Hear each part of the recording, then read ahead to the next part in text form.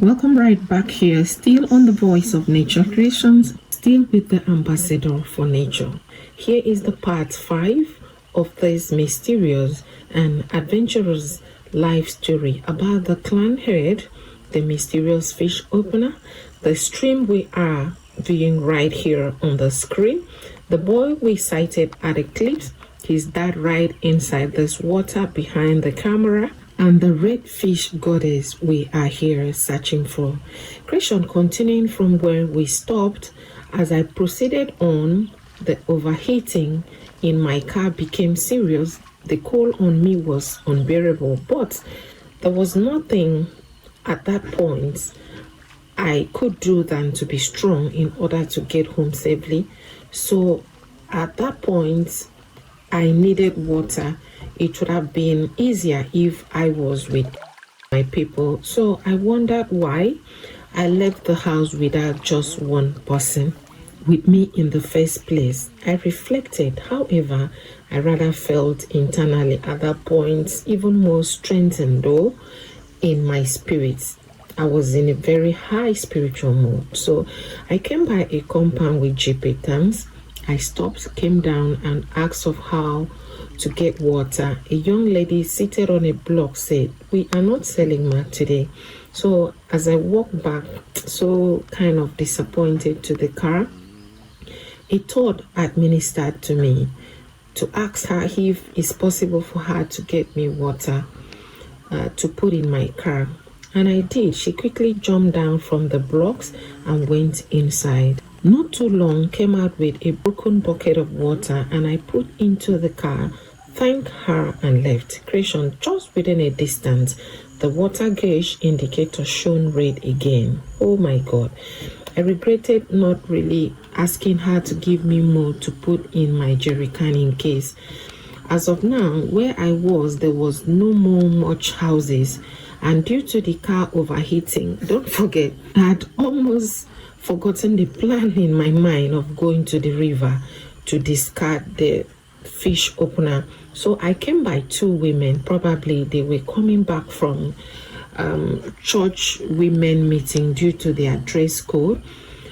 So I stopped and asked them where I could have a river around. One quickly responded that I had passed at the park. Maybe I should go back, maybe trying to inquire where I'm coming from.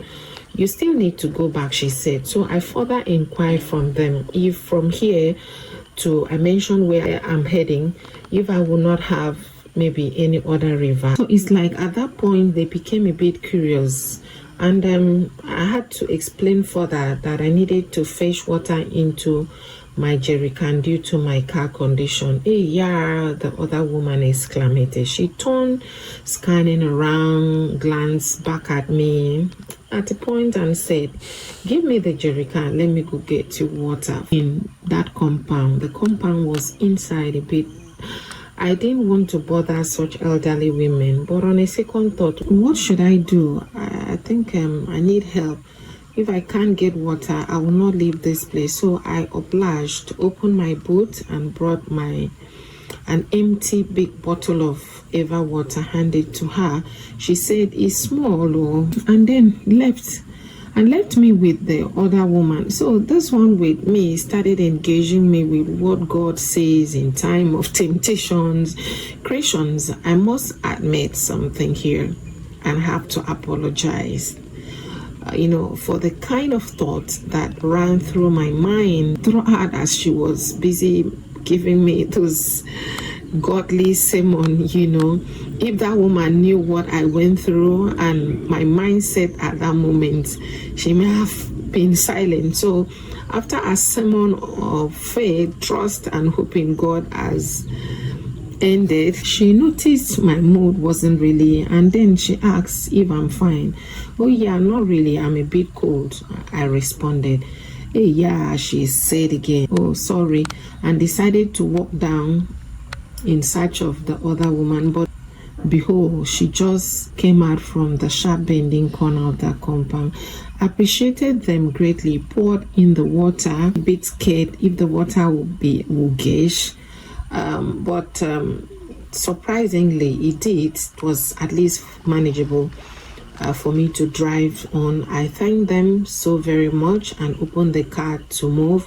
The one that went for the water said, as I was going to fetch water for you, I remember there used to be, she pointed, one small stream along that road, though you will have to branch inside a bit. Okay, so I was excited and asked her how far it is from where we were and how big. In my mind, I didn't want to explain why she described, but I'm not used to that road much, so I told her I'll keep asking.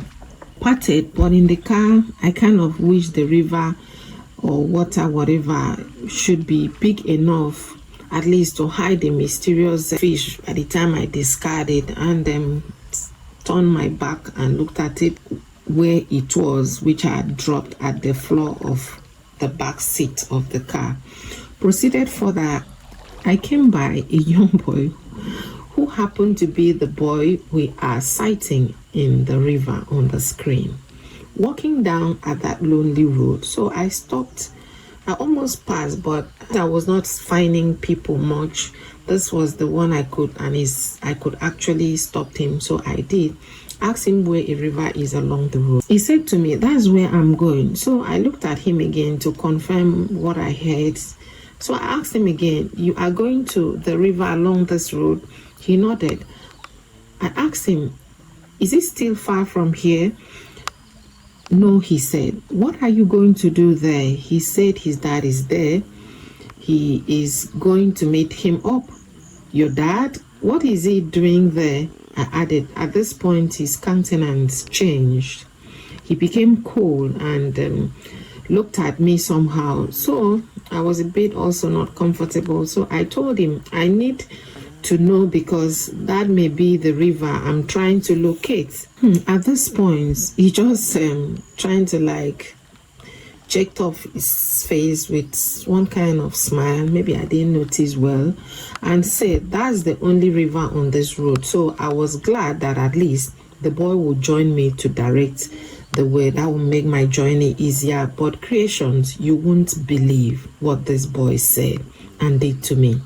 As I told him to come inside the car, howbeit creations, we have to at this point relax our spirits and minds by entertaining ourselves and feed our eyes with few cultural displays, at least to celebrate and promote nature culturally. So permit me to sign out, returning shortly after the cultural promotions for nature.